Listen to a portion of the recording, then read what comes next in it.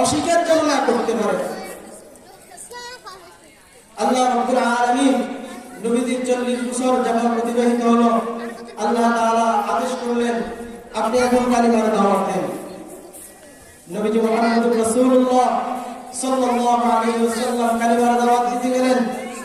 তখন ওই মক্কার কুফাররা, কাফেররা বলতে লাগলেন যে মুহাম্মদ হালাক হয়ে গেছে, মুহাম্মদ ক্ষতিগ্রস্ত হয়ে গেছে। 40 বছর তার উত্তম চরিত্র আর আখলাক থেকে বলছে আলামুল উফাদি দিয়েছে।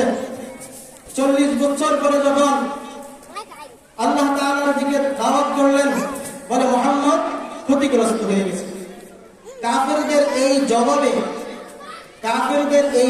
আল্লাহ রাব্বুল আলামিন সূরাতুল আসর নাযিল করেছেন। সুবহানাল্লাহ। এই সূরা আল্লাহ তাআলা তাদের এই কাফেরদের জবাবে নাযিল করেছেন।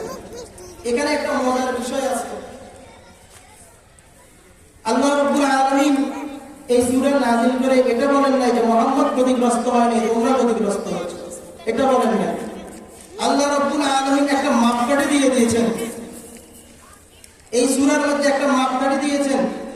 দুনিয়ার সমস্ত শুরু থেকে একেবারে কিয়ামত পর্যন্ত যত মানুষ আসবে সমস্ত মানুষ এই সূরার দিকে তাকাইলে সে নিজে বলতে পারবে সে ক্ষতিগ্রস্ত নাকি লাভবান। এজন্য আল্লাহ রাব্বুল আলামিন সূরাতুল আসর এই আসরের অর্থ আল্লাহ রাব্বুল আলামিন বলেন ওয়াল আসরি ইন্নাল ইনসানা লাফী খুসর। আল্লাহ রাব্বুল আলামিন বলেন ও দুনিয়ার মানুষ, আমি সময়ের কসম খেয়ে বলছি সমস্ত মানুষ ক্ষতিগ্রস্ত। এই সময় দ্বারা উদ্দেশ্য কি? মুফাসসিরিন কেরাম বিভিন্ন ব্যাখ্যায় লিখেছেন।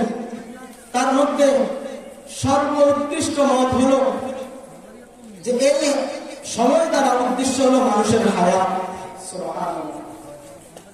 যাকে আল্লাহ রাব্বুল আলামিন 50 বছর হায়াত দিয়েছেন, আল্লাহ যেন তাকে বলতেছেন ও আমার বান্দা, আমি তোমাকে 50 বছর হায়াত দিয়েছি, তুমি এই হায়াতের মধ্যে যদি আল্লাহ এবং তার রাসূলের কথা যদি অনুসরণ না করো তাহলে তুমি ক্ষতিগ্রস্ত।